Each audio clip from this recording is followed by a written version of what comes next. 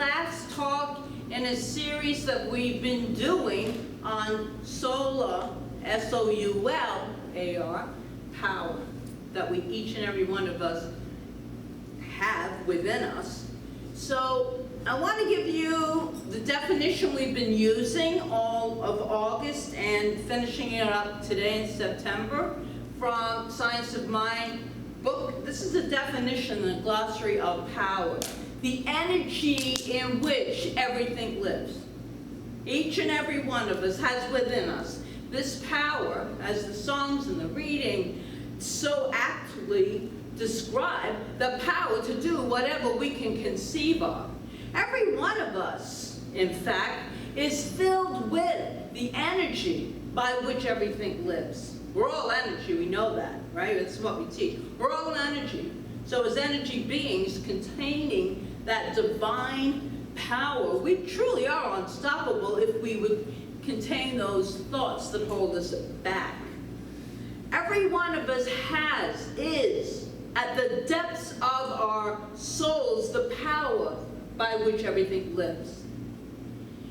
It is that divine energy, that divine power that we are exploring in August, with the whole month of August just about, and finishing up, as I said today. Wayne Dyer, in his book, great book, The Power of Intention, gives a portrait of a person who, in his words, tapped into the universal energy by which everything lives.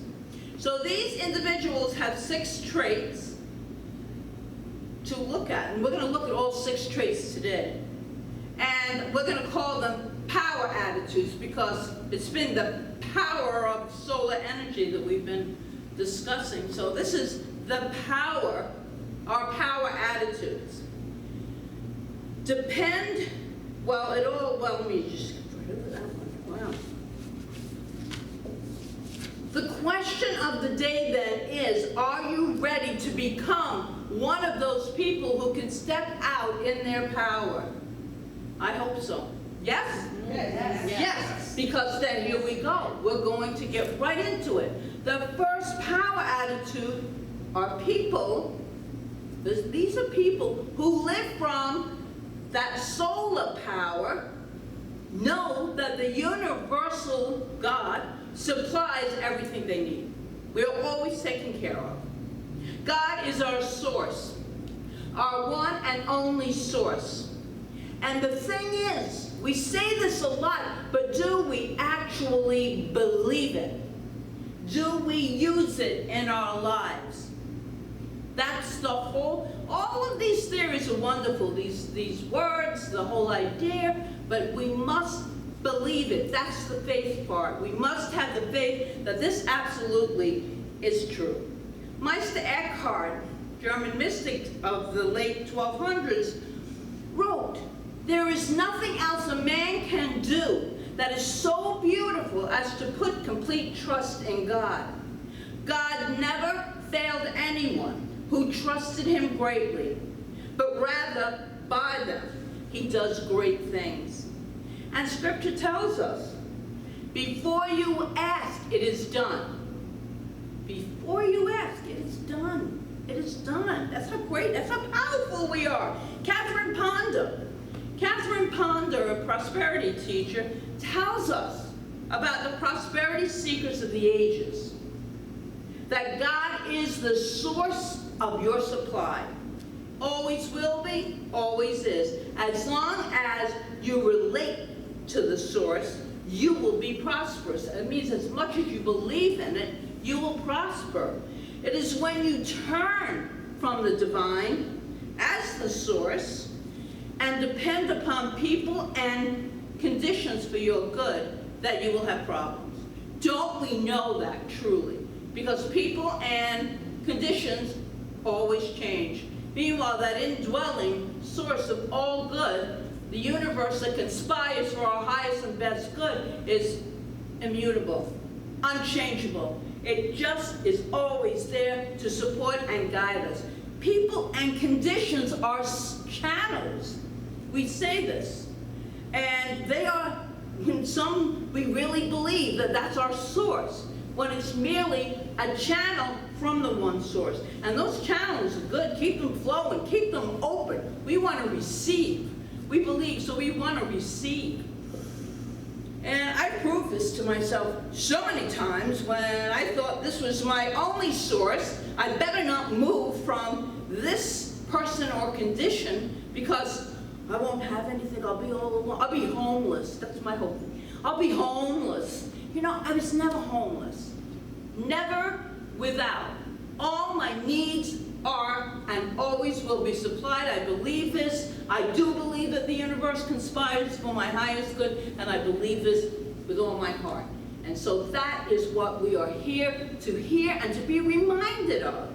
Jesus had no job, no means of support, yet he was always taken care of. And he gave us one of the most colorful, beautiful ways of stating this when he wrote. I love this, when this reading, I love this.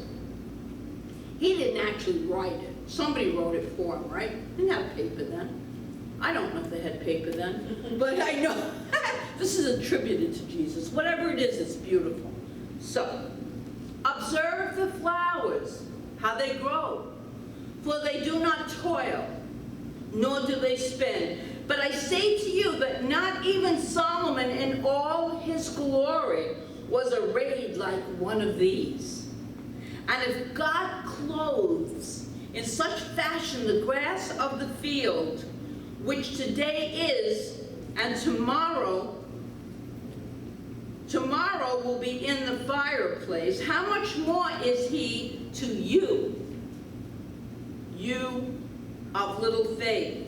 So do not be anxious about what you will eat or what you will drink, and let not your mind be disturbed by these things, for worldly people seek after all these things, and your Father knows that these things are also necessary for you.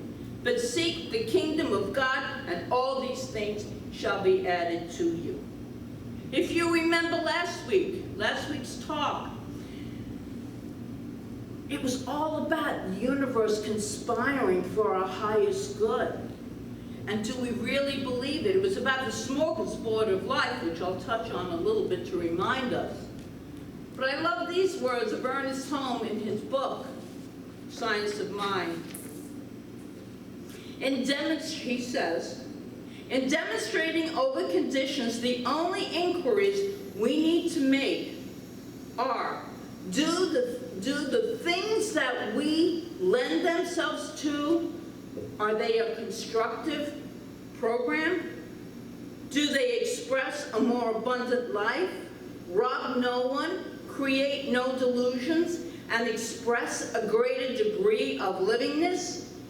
If we are able, he says, to answer these questions affirmatively, then all the power of the universe is back of our program. If it is money, homes, automobiles, land, stocks, bonds, dresses, shirts, even shoelaces, all of which come from the same source, there can be nothing either in the law or in the spirit back of the law to deny us the right to the greatest possible expression of life. So the words of power, which are really affirmation for this, each one of these intentions is going to have a great affirmation. So this is God. And if you know what, I'm gonna go over them again at the end of the talk. But these are something you might want to put up in your house, of great powerful affirmations. If one of them speaks to you, write it down, type it up. So the first one is, God, the source of all, supplies my life. Second power attitude is those people that keep their thoughts on what they intend to create, not what they do not intend to create. If this sounds familiar, then you remember last week's talk. That's what we talked about. And if you recall, I gave everyone a mission. If you weren't here, all of these talks are up on YouTube under my name, or Joyful Gatherings name, either one. So you had a mission. What was it? Your mission was to have a smorgasbord approach to life this week. That's what I had everybody do. We talked about it. If you see something in life that you didn't like, you were supposed to treat it like I would treat the Brussels sprouts on the buffet table. No, thank you, I'll pass. No, thank you. You have to take everything, right? On the smorgasbord of life, you don't have to take everything on that table. You don't have to. You pass by what you don't like and you say, no, thank you, I'll pass. And the second part of that mission was to focus on meaning. Give your attention to speak only, accept and receive that which you desire in your life. To speak it, to think it, catch yourself, pass on it, return to center. Only that which you desire to experience in your life. Thereby, you set up, and we talked about this, an energetic vibration, law of attraction, through which you attract that into your life. And I hope you remember that talk. It's a pretty good one. So the words that go with that, the affirmation is, I focus on my good, so that my good focuses on me. I focus on my good, so my good focuses on me. Then we have the third power attitude. These people know that everything in their life is there for a reason, and that they remain in a state of gratitude. Simple to say, not always easy to do. This power attitude, though, just take this in, is reflected beautifully in the following writing that someone had sent me a long time ago. So this isn't me writing, this is an email I received. One day, many years ago, I was sitting in my bathroom with the door closed, the toilet lid down, booing and hooing on the phone, sobbing uncontrollably that I was probably incoherent. Stop it right now and say thank you, my friend said. But you don't understand, I sobbed. I do understand, she told me, and I want you to hear. And I want to hear you say it out loud now. Thank you. Thank you, tentatively I repeated. Thank you, but what am I thanking for? You're thanking you, my friend said, because your faith is so strong that you don't doubt that whatever the problem, you'll get through it. You're saying thank you because you know that even in the eye of the storm, God has put a rainbow in the clouds. You're saying thank you because you know there is no problem created that can compare to the creator of all things. So say thank you. So I did, and I still do. I keep a gratitude journal, she said, and make these daily lists of at least 5 things I'm grateful for. My lists include small pleasures, the feel of the Kentucky bluegrass under my feet, walks in the woods with all 9 of my dogs, and my Cocker Spaniel Sophie, trying to keep up, reading a good book, and knowing that there is another one waiting for me. Your thank you list may also include things that are kind of important too. A result of an okay on a health test. Friends who love you. Being in an occupation or living the life that you love to live. Staying centered. Having financial security. That always feels good. I won't kid you, she wrote. For me personally, having money for all the things I want is a blessing. But as I look back over my journals, 99% of what brought me real joy had nothing to do with money. It did have a lot to do with food at the time, she said. It is not easy to be grateful all of the time, but it's when you feel least thankful that you are most in need of what gratitude can give you, perspective. When you learn to say thank you, you see the world anew. As Meister Eckhart so eloquently stated, if the only prayer you ever said was, "Thank you, God," that will suffice. This came from Oprah Winfrey, and her friend was Maya Angelou. Powerful conversation. We're all human, we're in this together, but we're also spiritual. Let's not forget that. Words of power to affirm this power attitude.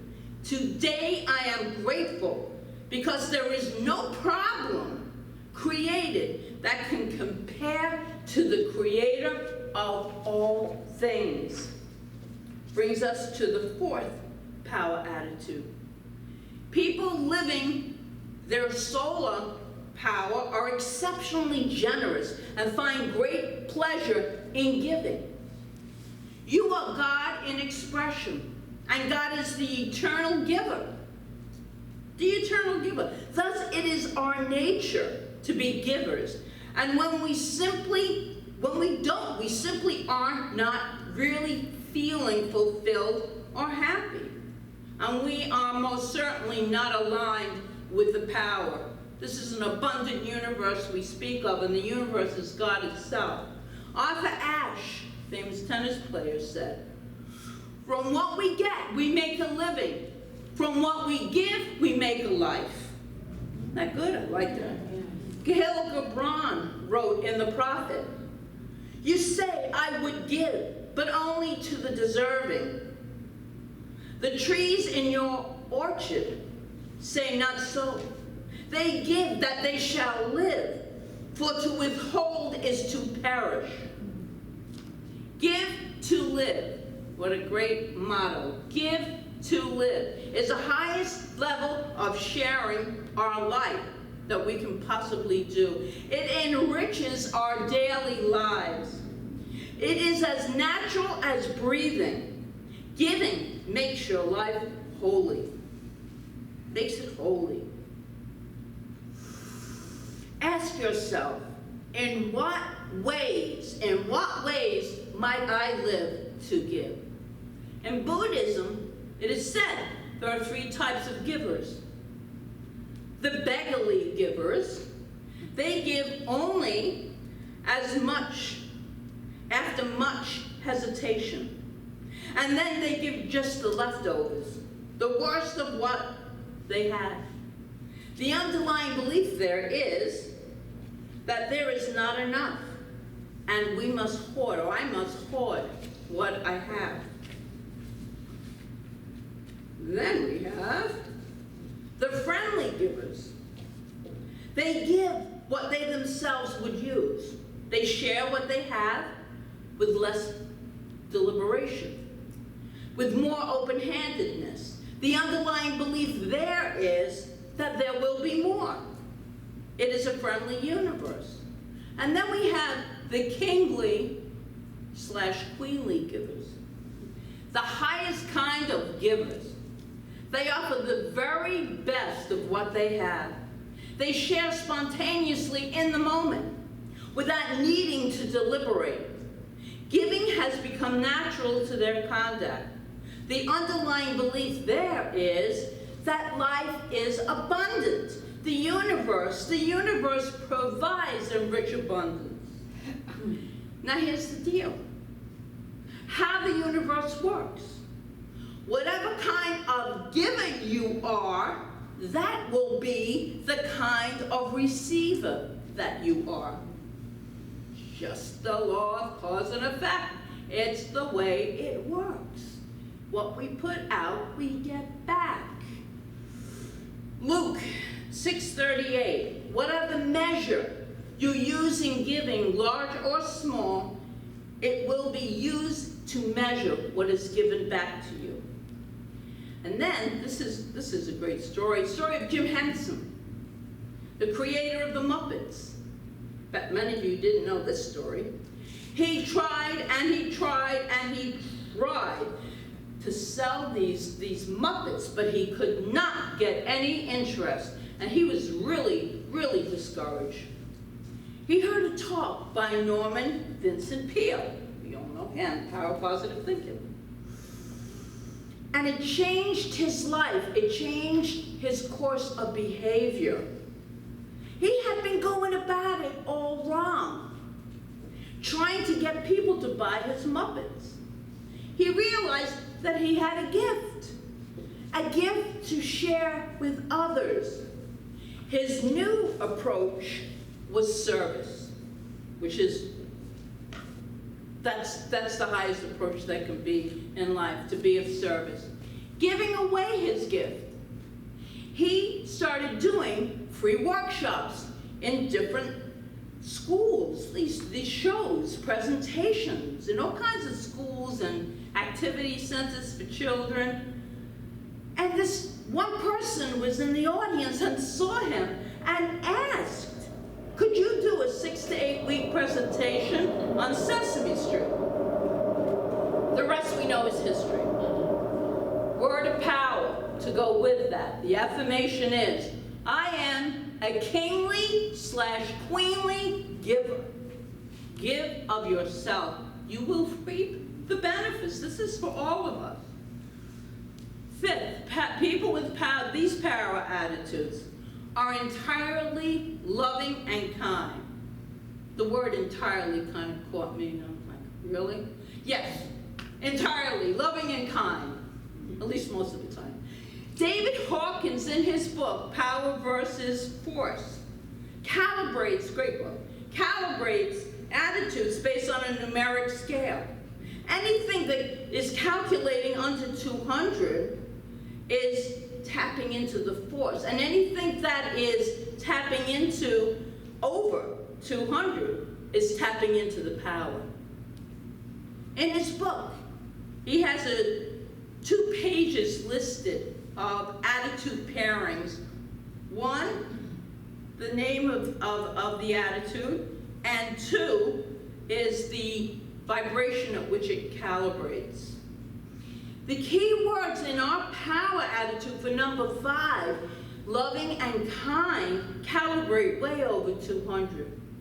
He also talked about how we reach the state of pure awareness, connecting to the oneness of God, the divine, the oneness.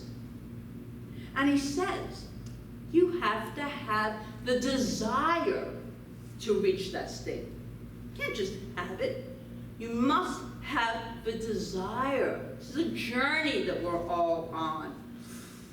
And then the discipline to act with constant and universal forgivingness and gentleness, without exception. I can't say I do that all the time, but that's the part of this growth journey, which will be in the next one. We are always growing, expanding in our awareness of the power of who we are. And if we don't give ourselves away in a kind and loving, compassionate manner, we can't receive that fulfillment and peace and joy back into our lives. Words of power that go with this, the affirmation. I choose to approach the world with constant and universal compassion, kindness, and love, without exception. And that brings us to the 6th power attitude. They never know enough. People who are connected to their solar power know that they never know enough. Not in a negative or derogatory way, that's not what we are speaking of, but in a way that keeps them open and receptive to learning new ideas, to doing new things. We must keep growing and expanding, enlarging our awareness and knowledge.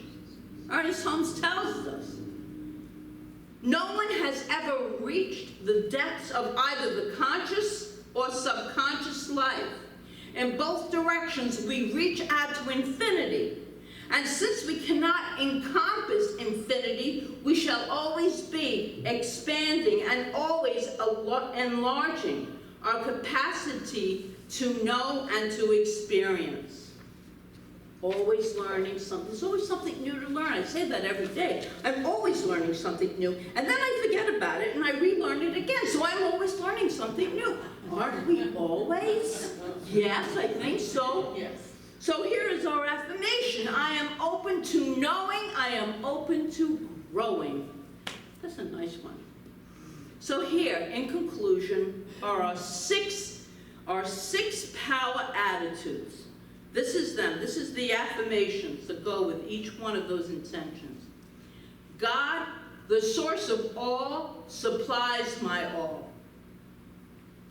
Second, I focus on my good so that my good focuses on me. 3, today I am grateful because there is no problem that is created that can compare to the creator of all things. So much more powerful. 4th, I am a kingly, queenly giver. The 5th, I choose to approach the world with constant and universal compassion, kindness, and love without exception. And then the 6th, I am open to knowing, to learning. I am open to growing. I am open to knowing. I am open to growing. Love that. So my friends, to adopt these 6 attitudes in life, to remember them when we forget, because we will forget, but then to go back to that center, that place where all things are possible, where there are truly only solutions to every single thing that looks like a problem, where there is one source, one supply, one love, one peace, and one power. And so that is what we have, each one of us, within us. And so it is. So it is.